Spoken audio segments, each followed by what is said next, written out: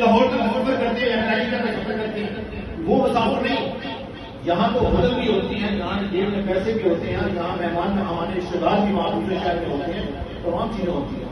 یہ اس مسافر کی بات کر رہا ہوں جہاں کوئی اس شہر میں اس کا جاننے والا نہیں ہوتا تھا، کوئی رشتے دار نہیں ہوتا تھا، اس کے پاس اتنے وسائل نہیں ہوتے تھے کہ وہ کھانا کھا سکے.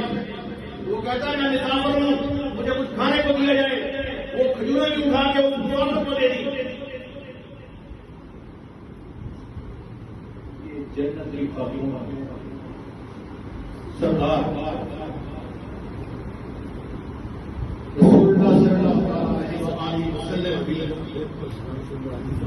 بیٹی، وہ بیٹی جس کے لیے اپنے کھڑے ہو جایا کرتے تھے، اپنی چادر اٹھا کے ان کے پاؤں نکلے بچا لیا کرتے تھے پوری محفل میں. جب تک پردے کا حکم نہیں آیا نا تو پوری محفل میں بیٹھ کے وہ کہتے نا ہم 4 لاکھ بھی ساتھ بیٹھیں گے تو اس وقت ان کے بیچ میں کھڑے ہو جایا کرتے ہیں. آج کے دور میں ہمارے افطاریوں کا اہتمام بہت لمبا اور بہت بڑا ہوتا ہے.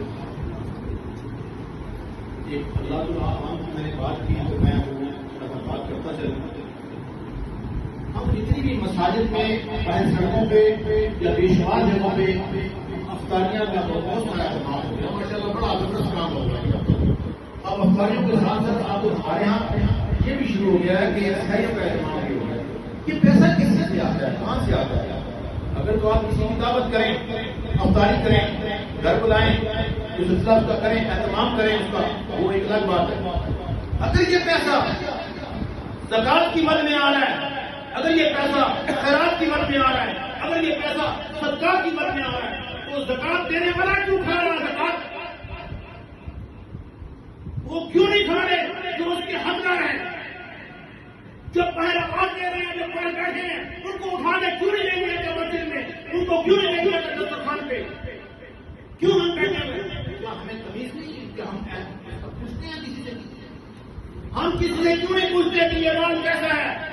سنیں ابھی یہاں تھوڑی سی بات ہوگی. رسول اللہ صلی اللہ علیہ وسلم کے دور میں ایک شخص کو صدقہ ملا، صدقہ.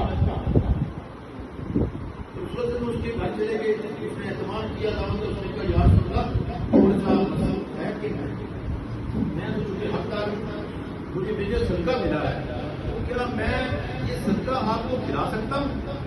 فرمایا یہ صدقہ آپ کے لیے تھا، آپ کسی کو آگے تناول کر سکتے ہیں، دے سکتے ہیں، گفٹ کر سکتے ہیں، کھلا سکتے ہیں. تو رسول اللہ صلی اللہ علیہ وسلم نے وہ صدقہ جو اس شخص کو ملا تھا، وہ صدقہ اس کو نے کھانے کی صورت میں پیش کیا. تو رسول اللہ صلی اللہ علیہ وسلم رحمۃ اللہ علیہ نے اسے کھایا.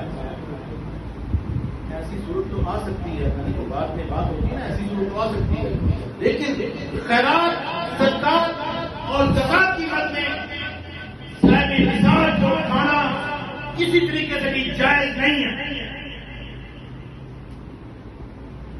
تھوڑا سا ہم اس لحاظ سے احتیاط فرمائیں، احتیاط کریں.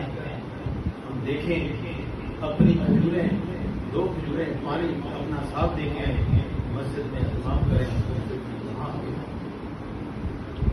کھجوروں سے یاد کر لیں، گھر جا کے کھا لیجیے گا. صاحب نصاب لوگ اس سے ذرا پرہیز کریں.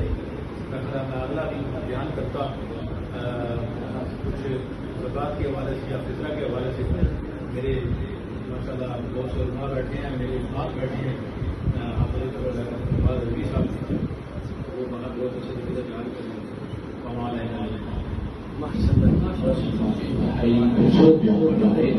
وقت ضامن تھا کہ تو ہمارا دل کر رہا تھا کہ ہم سنتے. اب میں بلا تعلیم اس نے عظیم بستی صدارت جامعہ آباد کے دور میں مجاہد حضرت علامہ حافظ محمد عصمت فاروق صاحب سے کہ آپ آیا کے اندر حاصل کر